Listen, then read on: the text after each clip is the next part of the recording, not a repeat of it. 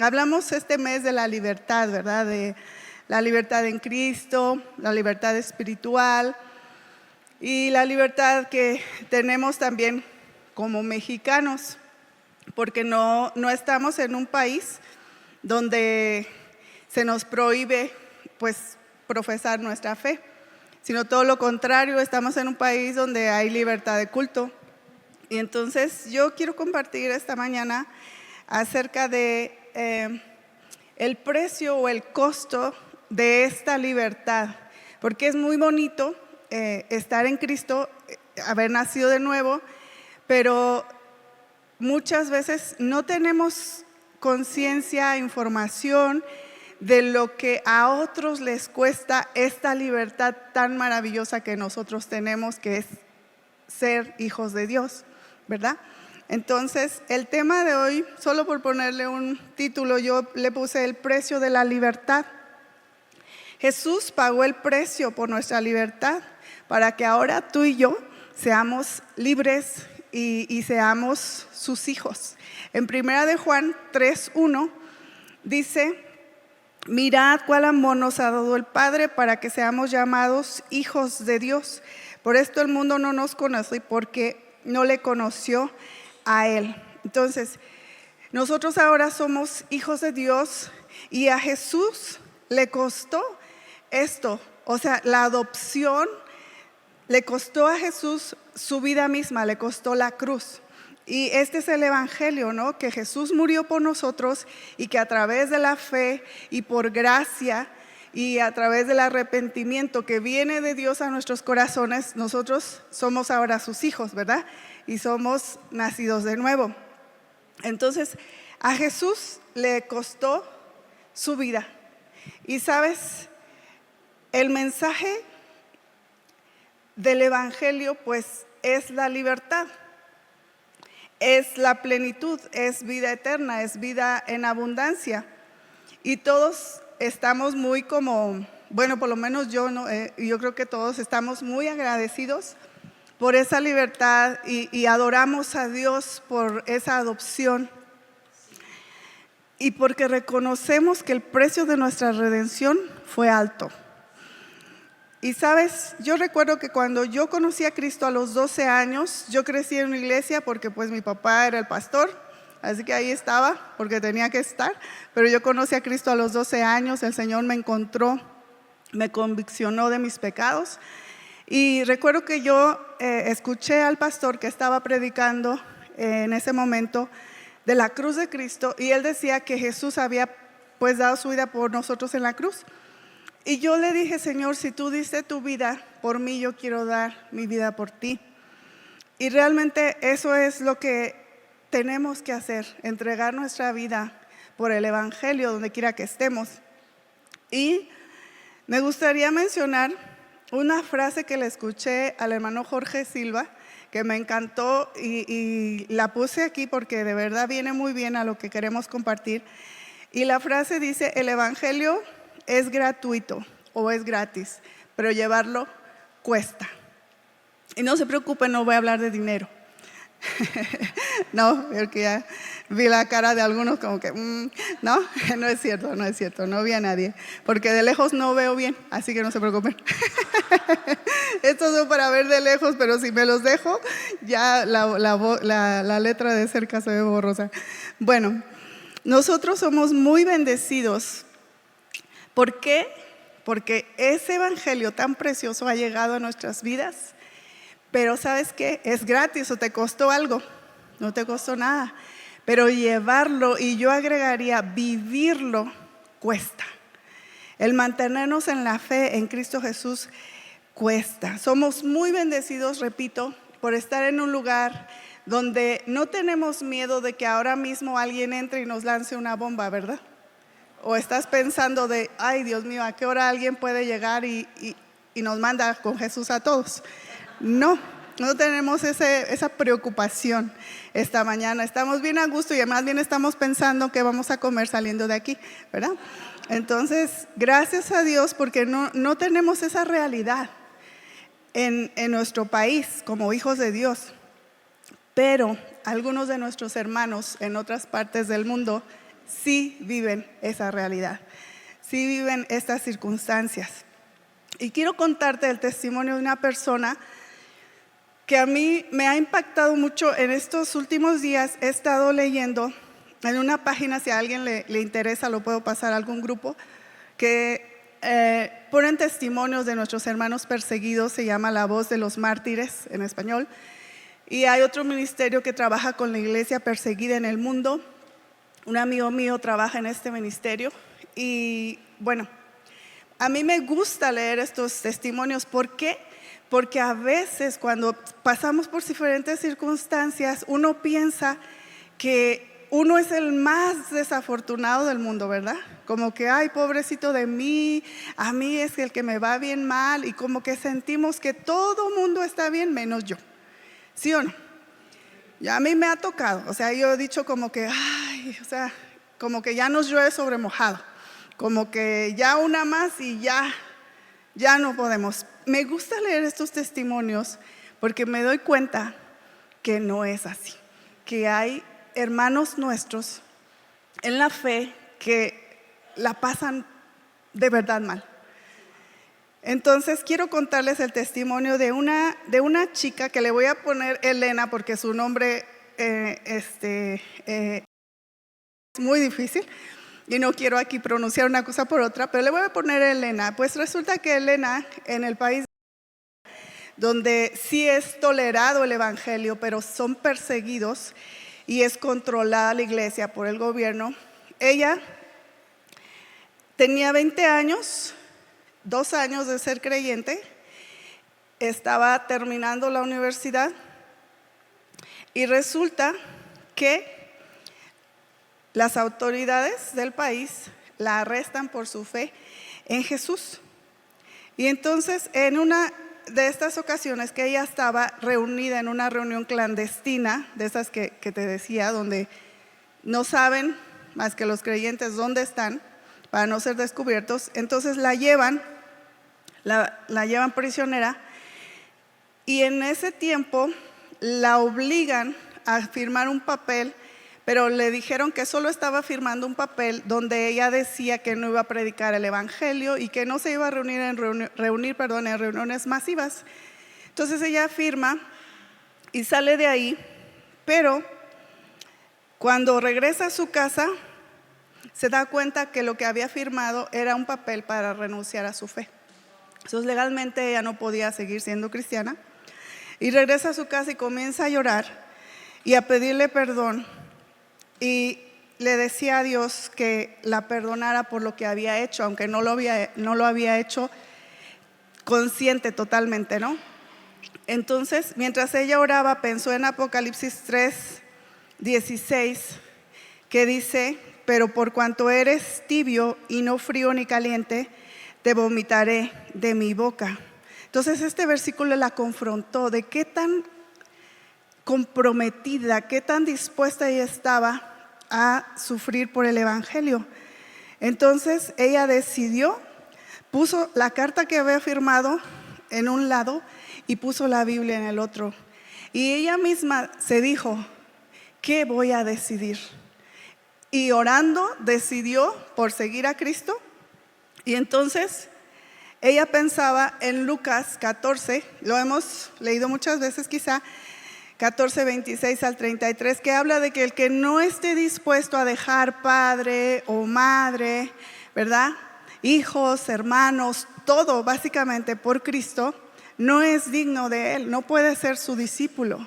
Entonces la palabra de Dios la confrontó y ella realmente le dolió, pero dijo: estoy dispuesta a sacrificarlo todo por Cristo.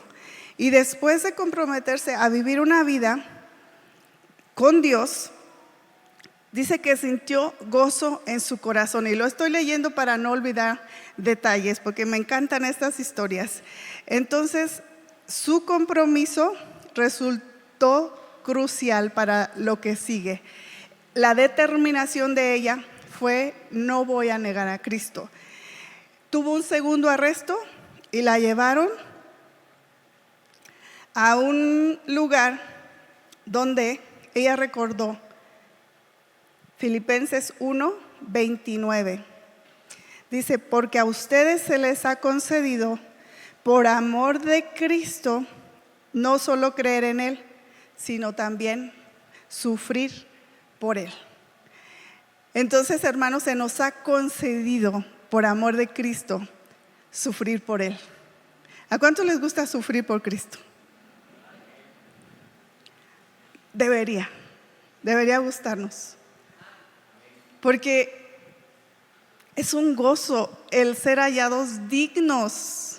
Imagínate, de pasar juntamente con el cuerpo de Cristo las tribulaciones que pasamos en esta vida, porque Jesús dijo que en el mundo íbamos a tener ¿qué? Una vida color de rosa, abundancia, comodidad, paz. ¿Qué dijo Jesús? Aflicciones, tribulaciones, angustias. Eso es lo que Jesús nos prometió, y si a ti te prometieron otra cosa, te mintieron, ¿sí? Así que si alguien te evangelizó diciendo, si tú aceptas a Cristo, te van a acabar todos tus problemas, ve y reclámale porque no te evangelizó bien, ¿sí? Alguien te chamaqueó por ahí. Pero Jesús dijo, en el mundo van a tener aflicciones, pero confíen, yo he vencido al mundo. Confíen que yo estoy con vosotros todos los días hasta el fin. Confía porque nunca te dejaré, nunca te desampararé, siempre estaré contigo. Confía porque si tú buscas primero mi reino, yo me voy a encargar de todo lo demás, comida, casa, vestido, de todo. O alguien algún día se ha quedado desnudo aquí, que diga, ay Dios, ya no tengo que ponerme, sobre todo las mujeres. No, ¿verdad? Dios nos ha bendecido mucho y nos ha dado muchísimo más de lo que podemos pensar. Pero se nos ha concedido a nosotros, por amor de Cristo, el padecer por su nombre. Entonces, sigue la historia, fueron llevados a prisión en uno de estos contenedores, donde no hay luz y donde no hay oxígeno natural, o sea, no corre el aire. Y ahí ella estuvo por 3 años aislada, o sea, estuvo 8 meses juntamente con otros 60 creyentes, pero después la aislaron y la dejaron sola, le daban muy poca agua, pan y lentejas, muy poca cantidad, y estuvo ahí 3 años. ¿Tú sientes que la estás pasando mal? O sea, yo digo, mínimo unos taquitos ya nos vamos a echar más al rato, ¿no? Y ya estamos saboreando, repito. Pues ella estuvo ahí por 3 años. Y dice que a veces en el invierno, cuando la temperatura era extrema, no había manera de abrigarse y de calentarse. Gracias a Dios tenemos una cama calientita y cómoda. ¿Ves que somos más bendecidos de lo que pensamos? Gracias a Dios tenemos agua limpia para beber o podemos bañarnos. Yo estoy feliz porque aquí me puedo bañar más seguido que en Jordania. De veras. ¿Sabes cuántas veces nos bañamos allá? ¿Cuánto cree? Ay, no, tampoco. Una vez al mes, no, tampoco. Una vez a la semana. No porque no nos guste bañarnos, porque no hay manera de bañarte más seguido. Y aquí yo creo que hay personas que disfrutan su bañito calientito hasta 2 veces al día, ¿verdad? Y en calor ni se diga, ¿verdad? Entonces ahí las toallitas húmedas se vuelven nuestros mejores amigos o amigas. Pero bueno, esta chica permaneció ahí por esos 3 años, pero ella pidió que Dios le diera fuerza y una de sus oraciones era: Dios, ya siento que no puedo más, por favor no me pruebes más allá de lo que puedo soportar. Entonces la liberaron para que fuera a atenderse, que estaba muy mal físicamente, y la pasaron a otra prisión después que ella regresa, pero ahora era una prisión subterránea. ¿Alguien ha leído aquí El mártir de las catacumbas? ¿Sí? Se los recomiendo, por favor, para animar nuestra fe y nuestra devoción por el Evangelio. Pues resulta que la ponen debajo de la tierra ahora. No quiero imaginar lo que es eso. Donde no tenía un celular para estar viendo TikTok y no tenía para estar recibiendo WhatsApp de sus amigos. ¿Cómo estás? Y ánimo, y mira, y un meme de vez en cuando. No tenía. Nosotros tenemos una cueva ahí donde vivimos y abajo no hay señal, así que aunque tuviera celular no iba a haber señal. Pero bueno, en ese lugar encontró a otros creyentes y resulta que había en ese lugar cobras. Y ella tenía que luchar contra las cobras con otra chica que se habían hecho amiguitas y tenían a veces que quitárselas enrolladas en sus piernas y matarlas con palos o con lo que pudieran.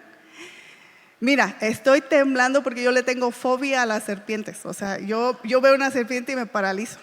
No sé si alguien aquí me acompaña en el sentimiento, pero no, yo le hubiera dicho, ya llévame, Señor, ¿no? Mejor. De verdad, yo no puedo, solo de pensar que una cobra se me enrede en la pierna, no, ya me pongo mal.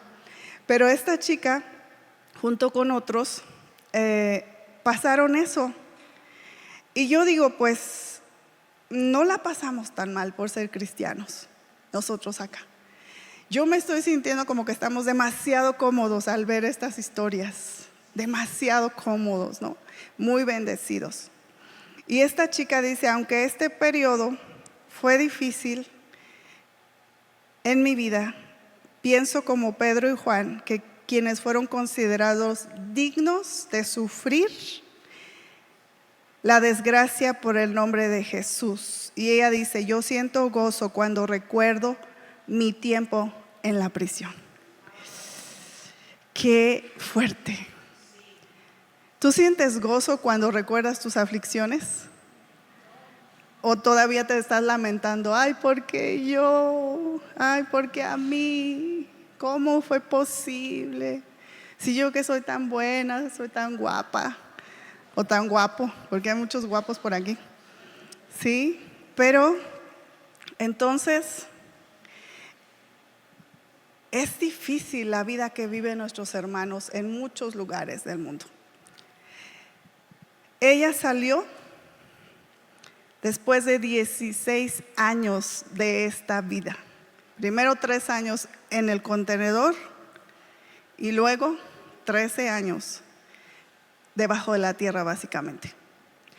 Y ella dice, yo recuerdo mi tiempo en la prisión con gozo.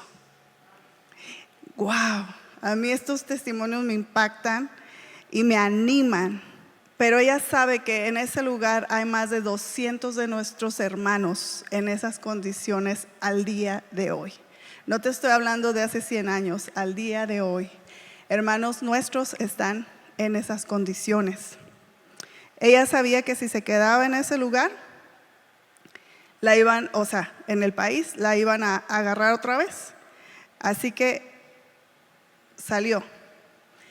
Y cuando tú sales ya no puedes encontrar empleo, sigues siendo perseguido y aún tu familia te persigue. Entonces, aquí algunos de nosotros somos perseguidos por nuestras familias, pero no al grado de que quieran mandarnos 3 metros bajo tierra, o algunos yo creo sí, ¿no? ¿Quién sabe? Si eres buena onda no creo, pero yo creo que sí, algunos de nuestros familiares nos quisieran ver 3 metros bajo tierra por ser cristianos. ¿Sí? ¿Alguien vive esa realidad? ¿No? Quizá algunos sí. Me acuerdo que mi papá cuando regresó de la Ciudad de México a predicar el Evangelio, ahí donde crecimos en Arocutín, su familia del otro pueblo le dijo, si vas a venir con este cuento tuyo de esta otra religión, nunca regreses. Y como mi papá no se podía callar, nunca regresó. Y sabes, yo no conozco casi a nadie de mi familia del lado de mi papá, porque nos rechazaron de tal manera que nunca quisieron conocernos ni tener ninguna relación con nosotros. Entonces, gloria a Dios. que fuimos hallados dignos de ser rechazados por el nombre de Cristo. Gloria a Dios. Entonces, hay millones, hermanos, de la familia de la fe que viven estas circunstancias. ¿Y por qué estoy trayendo estas noticias esta mañana? Porque a veces pensamos que otros viven nuestra misma situación, que otros tienen las mismas bendiciones y los mismos privilegios que tenemos nosotros aquí, pero a veces es bueno que alguien venga de afuera y te traiga noticias de lo que está pasando en otro lado y que te des cuenta que no es tan así, ¿no? Entonces, yo quiero animarte, y a mí misma me hablo también, que no nos quejemos tanto, sino que seamos más agradecidos, hermanos, que veamos lo que sí tenemos. Y te hablo porque Dios lo está hablando a mi corazón, no nomás por decirlo. Necesitamos ser más agradecidos y ver más lo positivo que tenemos, lo bueno que tenemos, lo bendecido que eres en este lugar, en este país. México, híjole, tiene la fruta más deliciosa, tiene la comida patrimonio de la humanidad. O sea, a veces nosotros babiamos cuando pensamos en una comida de acá. Mi esposo ya cayó en la desgracia de haber conocido la comida mexicana. ¿Sabes? Les cuento algo. Él al día de hoy, a mes y medio después de haberse ido, no quiere probar la comida de su país. Él dice, no se me antoja. Y yo quiero decirte que se llevó 2 maletas llenas de comida mexicana. Aquí te cuento el chisme, se llevó hasta aguacates. Dijo, si me los quitan, que me los quiten, pero igual y sí los paso. Y los pasó sus 2 kilos de aguacate. Él es una persona que no acepta un no por respuesta. Igual y sí se puede. Entonces se llevó de todo lo que te puedas imaginar. Y nosotros aquí tenemos todo. No tienes que decir, y si tuviera un aguacatito, ¿verdad que no? Tenemos muchas cosas. Entonces somos muy bendecidos. Pero también somos bendecidos al ser libres para profesar nuestra fe. Aunque nos critiquen, aunque nos digan y hagan, pero no al grado de otros hermanos en otro país. Entonces vamos a hablar de estadísticas un poquito. Si podemos poner la siguiente foto. Miren, aquí vemos lo que está en negro son los lugares restringidos, donde de verdad la iglesia es perseguida, donde no hay mucho evangelio, hay muy pocos obreros. Y si te fijas, es un territorio bastante significativo. O sea, todo lo que es casi el norte de África, lo que es Asia Central, lo que es el lejano oriente. O sea, son naciones que no tienen muchos obreros, que no hay evangelio, que son perseguidos, que son encarcelados, que son torturados. Y tristemente, el esfuerzo misionero que se hace para llegar a esos países es de menos del 10%. O sea, de 100 obreros que hay, llámense pastores, profetas, maestros, misioneros, alguien que ama a Dios y que quiere ir a esos lugares, es menos del 10%. Eso es terrible, ¿no? O sea, porque una vez escuché a alguien que dijo que una iglesia si no tiene misiones no tiene razón de ser. ¿Para qué estamos entonces? Bueno, a mí me toca el corazón ver tantos lugares, tantos países donde no hay evangelio. ¿Y qué vamos a hacer tú y yo para cambiar estas estadísticas? Porque tampoco es nada más para enterarnos y decir, ay, pobrecitos, híjole, pues sí está feo, sino ponernos manos a la obra, ¿sí? Entonces, aquí lo negro es de los países restringidos, después lo más grisecito, lo que el medio es los hostiles, que bueno, hay cierta tolerancia, y otros que están bajo observación. O sea, realmente no hay libertad. Y vamos a hablar de solo el 3% de la población se considera cristiano evangélico. Solo voy a mencionar países por decir algunos, pero esta es la situación de muchos países. Tiene un 1% de su población que son cristianos secretos. 1%. No es casi nada. Y luego tiene el 2% de cristianos, de los cuales la mayoría son católicos ortodoxos y solo el 0.5% son cristianos evangélicos. ¿Tú crees que necesitamos reforzar el trabajo en estos lugares? Sí, se necesita, hermanos. En la India, el 30 y el 70% de la población son cristianos. Y tú dices, pues se escucha muy bien, ¿no? Pero estamos hablando, entre el 30 y 70 millones, me equivoqué, millones de cristianos. Y tú dices, está padre, 30 millones a 70 está súper bien.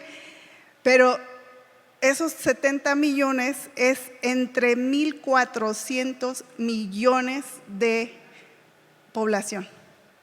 O sea, es menos del 5%. Yo me emocioné cuando leí 70 millones, dije, wow, pero ya cuando leí los 1.400 millones de habitantes que tiene, dije, no es mucho. ¿Sabes por qué? Porque la mayoría nos enfocamos en donde ya está la tiendita de la esquina y ponemos otra en la otra esquina. No, hermanos, allá faltan muchas tienditas. Necesitamos esforzarnos un poco más para que el evangelio llegue, para que esta libertad que hemos festejado y de la cual hemos hablado todo este mes, pudieran también tenerla nuestros hermanos en aquellas partes del mundo. Entonces necesitamos invertir. Yo puse 3 cosas y quizá ya te suene repetitivo, pero es así, ¿sí? 3 cosas: el precio que se paga por llevar el evangelio, porque dijimos en un principio que el evangelio es gratis, pero llevarlo cuesta. Entonces, 3 cosas que se necesitan invertir. Vamos a decir invertir, porque nos gustan las inversiones, ¿verdad? ¿A quién le gusta invertir? Porque si te digo pagar el precio, pero si te digo invierte, entonces ya suena como, no estoy perdiendo, estoy invirtiendo, ¿sí? Bueno, ¿qué es lo que se necesita invertir? Nada más y nada menos que tu vida. Leíamos en Lucas hace rato que el que no esté dispuesto a dejar todo por Cristo, por seguirle, no es digno de ser su discípulo. Entonces, algunos de nosotros, yo te hablo desde mi lado de la trinchera de los misioneros, los obreros, hemos dejado nuestra familia, nuestros amigos, nuestra cultura, nuestra comida, nuestro idioma, nuestra zona de comodidad, y tenemos que aprender otro idioma. No es fácil.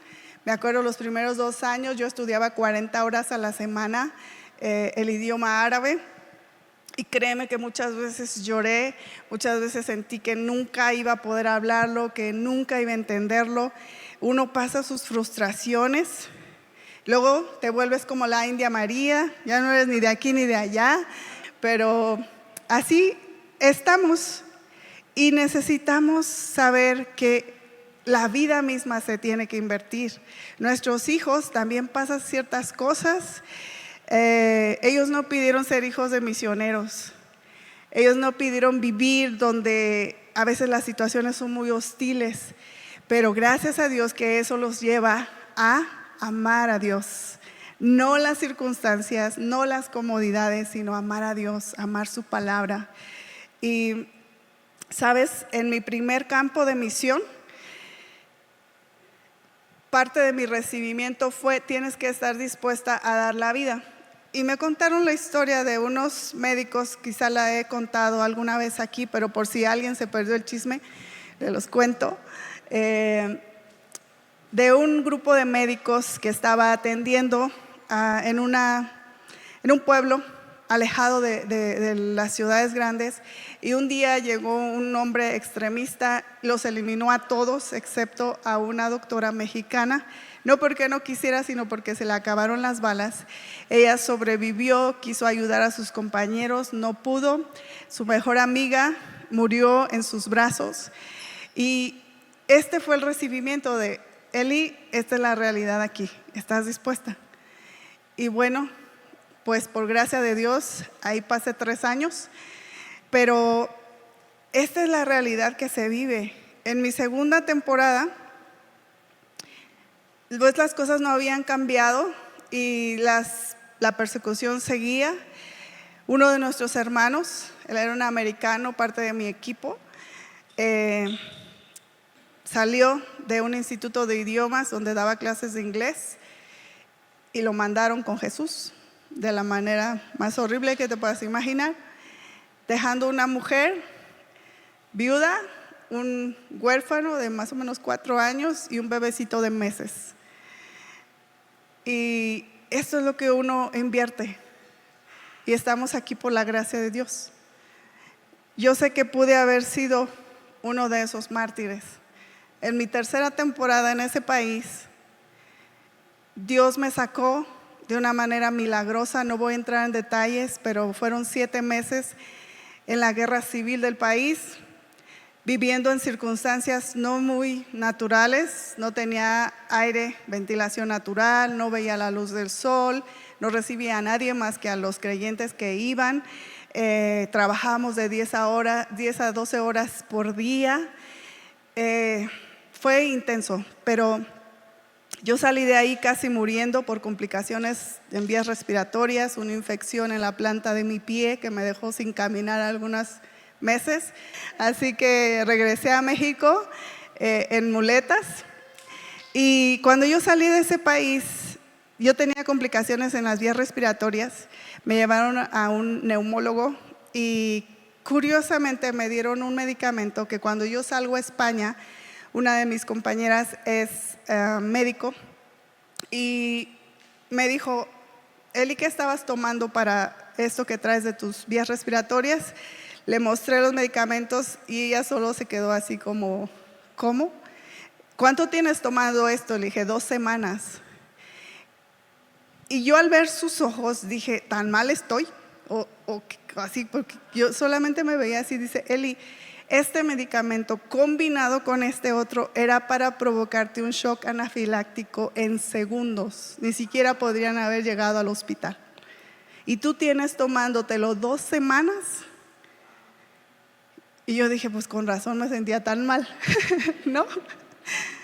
Pero Dios me libró de morir por su gracia, porque a Él le plació. Sí, salí en muletas y regresé y estuve aquí en recuperación 8 meses, recuperación física, emocional, espiritual. Y eso es lo que cuesta para algunos llevar el evangelio. Cuando yo salí, llevaron a una familia de locales ahí, los padres, 3 niñas y un niño pequeño. La cosa se estaba poniendo más mal. Entró ISIS, llegaron a esta casa porque detectaron dónde había creyentes escondidos. Igual mandaron con Jesús al padre y la esposa vio todo, los niños vieron todo. ¿Tú te imaginas el golpe emocional? Hasta hace pocos años me enteré que todavía la esposa tomaba medicamento para la ansiedad, porque no era fácil para ella tener ese episodio en su mente y en su corazón. Pero jamás dio un paso atrás. Ella conoció de Cristo por el testimonio vivido, no hablado, vivido de su esposo. Hasta que ella le preguntó y dijo, ¿qué onda contigo? ¿Por qué eres así? ¿Por qué te comportas como te comportas? Y entonces le compartió el evangelio. Y hasta la fecha ella sigue firme y sus hijos siguen firmes en Cristo, en medio de una guerra civil, en medio de persecución a los cristianos. Bueno, estas cosas te los digo nada más para que nos demos cuenta del precio que algunos están pagando Pero también necesitamos, invertir oración. Tú dices, pues yo nunca voy a ir, hermana, la verdad yo no le entro, ¿verdad? Yo aquí me quedo. Pero puedes orar. Y para eso también se necesita esfuerzo. ¿O a quién se le facilita levantarse a orar por una nación o por un obrero? A nadie. Te soy sincera, ni a mí. Me tengo que esforzar por orar por otros que no conocen el Evangelio. Entonces, necesitamos invertir oración. ¿Quién sí puede invertir oración? Quizá tú dices, yo no puedo invertir mi vida así, de dejarlo todo y todos esos rollos que estás contando. Pero ¿quién sí puede invertir oración? Sí podemos, hermanos. Sí debemos, de hecho. Debemos, porque la Biblia dice que oremos unos por otros y que sobrellevemos las cargas los unos de los otros. Pues nuestros hermanos en el otro lado del mundo están llevando cargas pesadas por seguir a Cristo. Entonces, les invito a que invirtamos oración. Yo no tengo tiempo para contar, pero muchas ocasiones yo estuve a punto de morir, a punto de desfallecer, a punto de tirar la toalla y decir yo me regreso a México. Pero ¿sabes por qué no me regresé? Porque había una iglesia que estaba orando por mí para que yo aguantara ya los cocolazos. Así que gracias, iglesia, porque tus oraciones han servido para que yo y muchos otros permanezcamos allá. Así que si no vas a ir, no pasa nada, pero respáldanos en oración. Sujeta la cuerda, porque nosotros podemos como compararlo si somos como los que bajamos al pozo, pero ustedes son los que sujetan la cuerda. ¿Cómo? Orando, porque de verdad lo necesitamos. No solo nosotros que vamos, sino los que están allá, que a veces pagan precios más altos.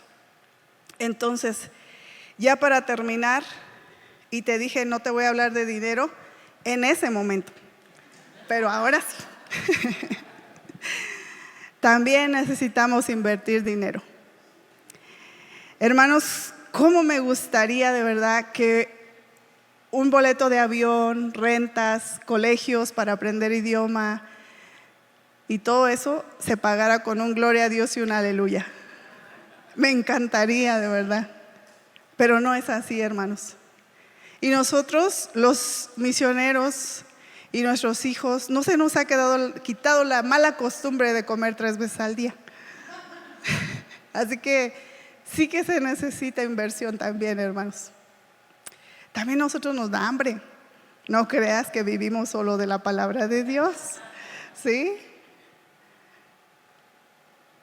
No hablo por nosotros como familia, por muchos colegas míos. Una vez fui a Marruecos con los hermanos Johnson, si alguien los conoce, a hacer una visita pastoral a varios, y a mí me dolía el corazón que llevaban a sus hijos a un McDonald's o algo así, porque si no fuera por esa visita, sus hijos no podrían ir a comer una hamburguesa. Conozco de un matrimonio que por muchos meses no tenían ni para hacer amistad con otros porque no podían ni pagar un té. O sea, el decir, te invito un tecito para poder hacer amistades y compartir el Evangelio. Y te puedo contar muchas historias, pero sí que se necesita nuestra inversión. Vamos a leer, por favor, 2 Corintios, ya casi terminamos, 8 del 1 al 5. A mí esto me anima. Y dice, y lo quiero leer y compartir este punto con mucho respeto. Si Dios no toca tu bolsillo, nadie lo va a tocar. Y lo digo con amor y con respeto. A mí no me interesa tocar tu bolsillo, porque eso solo lo hace Dios. Y Dios quiere nuestro corazón, ¿sale? pero es algo que a mí me anima. Dice en 2 Corintios, ahora, y lo voy a leer todo porque es importante, hay detalles. Ahora quiero que sepan, amados hermanos, lo que Dios en su bondad ha hecho por medio de las iglesias de Macedonia. Estas iglesias están siendo probadas con muchas aflicciones y además son muy pobres. O sea, ¿alguien aquí está siendo probado con muchas aflicciones? ¿Sí? ¿Y eres muy pobre? Hay quizá algunos sí, algunos no. O sea, muy pobre. Y según la historia de cuando Pablo escribe esto, había una situación crítica en muchos lugares, entre esos lugares Jerusalén. Entonces dice, muchas aflicciones y además muy pobres, pero a la vez rebosan de abundante, ¿qué? Alegría. ¿Cuántos pueden sonreír cuando no tienes aquí nada en el bolsillo? Así, pues no tengo nada, pues ya después. Fíjate, que tengamos también abundante, no solo poca, abundante alegría. Y eso yo digo, Señor, ayúdame para tener abundante alegría cuando no tengo abundante dinero. Porque la alegría, como cantábamos el otro día, que el gozo que Dios nos da, ni las finanzas, ni el mundo, ni nadie te lo da, y como no te lo da, no te lo puede quitar. Así que si tu alegría viene de las finanzas, pues sí, te los van a quitar. Pero si tu alegría viene de Dios, si tu gozo viene de Dios, pues pase lo que pase, ese gozo te va a sostener, ¿verdad? Entonces dice, abundante alegría, la cual se desbordó en gran generosidad. Que tu alegría se note en tu generosidad. Ay, ¿por qué nadie dijo amén ahí? Todo un silencio absoluto, ¿no? Bueno, no pasa nada. Dice, pero puedo dar fe, dice Pablo, de que dieron no solo lo que podían, sino aún, ¿cuánto? Mucho más, y lo hicieron por voluntad propia. Nadie les tuvo que estar picando ahí para que dieran. Lo hicieron por voluntad propia. Este es el corazón que Dios quiere, que con abundante alegría y con voluntad propia sembremos para su reino. Si esto no te gusta, peléate con el autor del libro, ¿sale? Porque estoy leyendo su palabra. Entonces, dice, nos suplicaron. Esto a mí me pegó. Nos suplicaron una y otra vez tener la oportunidad, la carga impuesta. ¿Qué dice la Biblia? El privilegio, repite conmigo, privilegio. Dar es un privilegio, hermanos. Dar es un privilegio, y lo que damos es lo único que vamos a tener en la eternidad. Lo que te gastas, pues ya te lo echaste, y lo que guardaste ya no es tuyo, pero lo que das es lo único que va a quedar en el reino de los cielos. Entonces, dice, nos suplicaron el privilegio de participar en la ofrenda para los creyentes de Jerusalén. Incluso hicieron más de lo que esperábamos, porque su primer paso fue entregarse ellos mismos al Señor y a nosotros tal como Dios quería. ¿Sabes por qué ellos dieron de voluntad propia, más allá de sus posibilidades, en una pobreza extrema y en grandes aflicciones? ¿Sabes por qué? ¿Por qué dieron? ¿Por qué no les dolió el corazón? Porque aquí dice, primeramente se habían dado ellos mismos al Señor. Porque ya no les importaba nada, ellos mismos ya se habían dado para el Señor. Todo lo que ellos eran era de Dios. Te lo dejo para meditar. Bueno, vamos a hacer una dinámica para que entendamos cómo funcionan las misiones, ¿sale? Las misiones mundiales en estos lugares que estábamos viendo. Ok, Lalo, So sorry. Te toca cargar a Gadiel. A ver, ¿puedes? Santo Dios, ok. Esto es el misionero sosteniendo la carga de la obra misionera en estos países que les estoy hablando. Me pregunto, ¿tú necesitas ayuda? Sí. ¿Alguien quiere ayudarle? Este misionero necesita oración. ¿Dónde están los que oran? A ver, chavos, únanse, que el pobre Gadi, el pobre le va a salir una hernia. Córrele. Ok, a ver tú. Muy bien. A ver, ¿está bien o necesitan más ayuda? Yo lo veo sufriendo un poco. Ok, ¿aguantarían un año así? No. A ver, ¿nadie más va a ayudar? ¿Nadie más? Pobrecitos muchachos, ayúdenle a Lalo que ya casi se está herniando. Así. Ok, a ver, ándele. Este es el que ayuna, el que ora, el que ofrenda. Mira, sobre su espalda. ¿Cómo estamos? ¿Bien?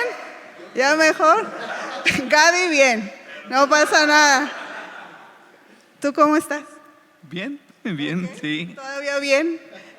Gracias, chicos. Pueden bajarlo. Ok. ¿Se imaginan estar una hora así? Una hora así, ¿cómo estarían? Sudando, ¿no? Dice Lalo, yo ya le voy a aventar. Ya. Este es un ejemplo de lo que se necesita en la obra misionera, hermanos. No solo el misionero cargando todo, sino alguien que llegue orando, animando, enviando ofrendas. Los otros chavos tipificaban o simbolizaban el refuerzo de la iglesia que necesitamos allá. No dejemos solos a nuestros misioneros y no dejemos solos a nuestros hermanos que están pasando muchas circunstancias.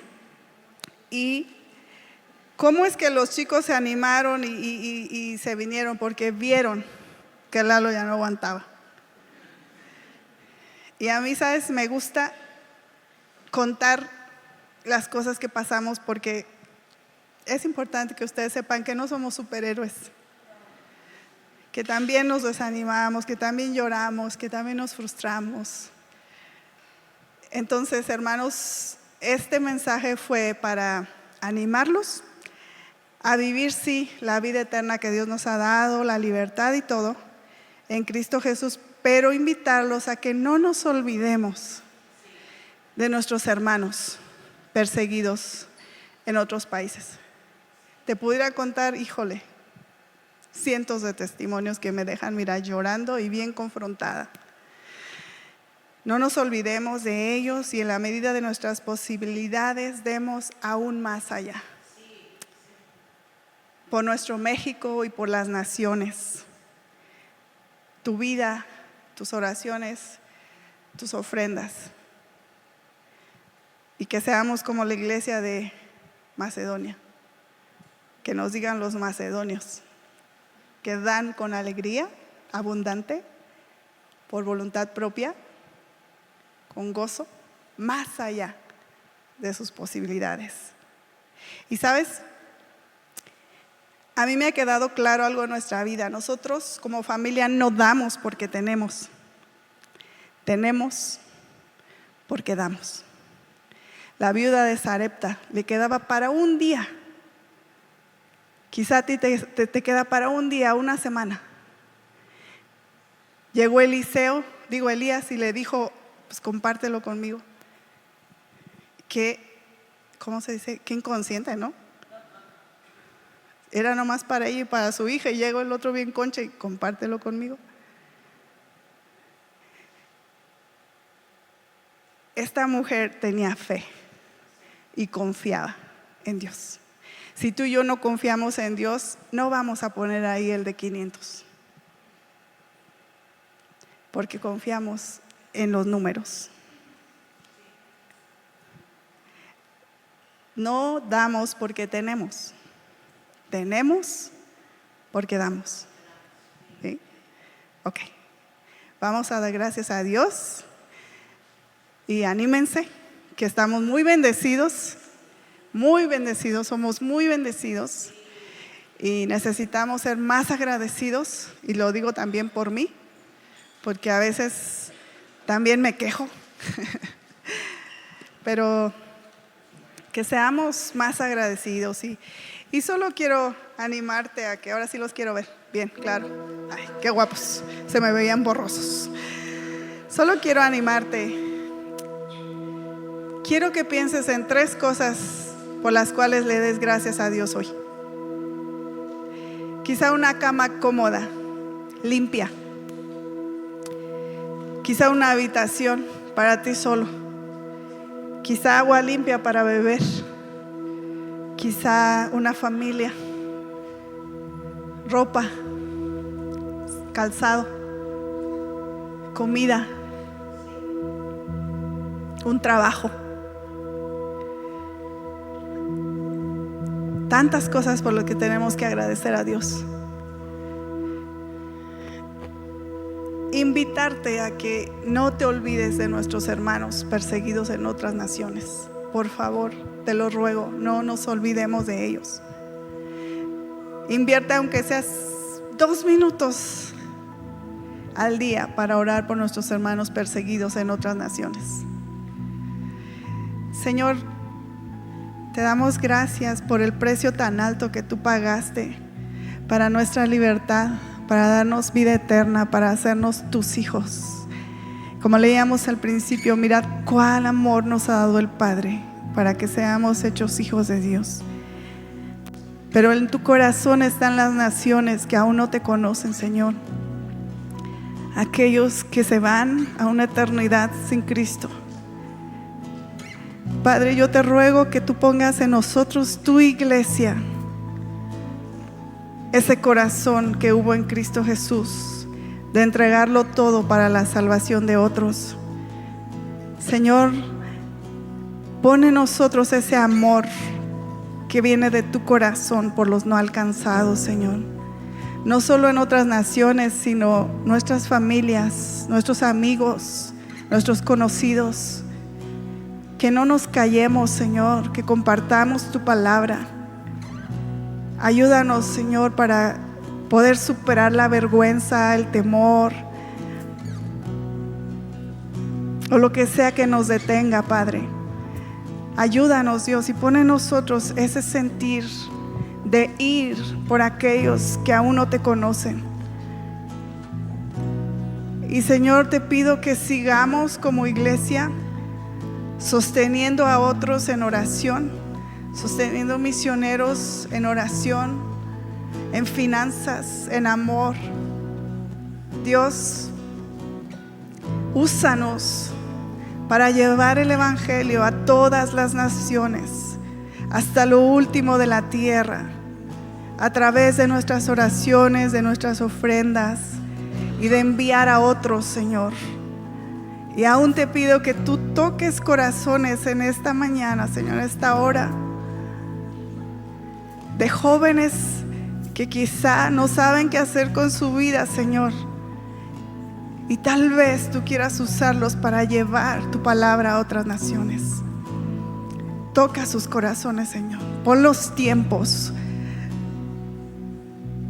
pon las circunstancias, pon las finanzas para que puedan salir algún día más misioneros de esta congregación, Señor.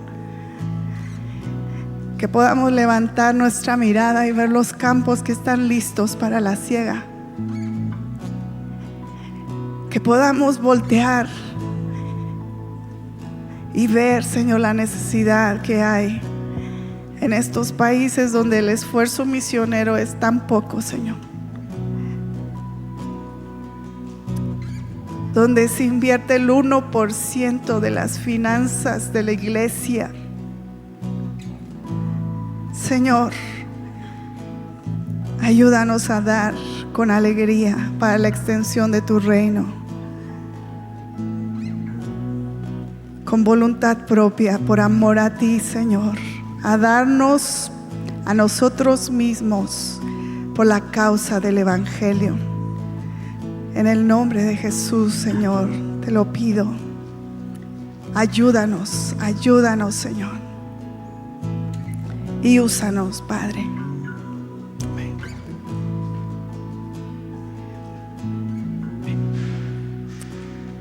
Y gracias por no soltarnos, hermanos. Gracias por ser equipo con nosotros. Desde mi corazón les digo gracias por estar ahí.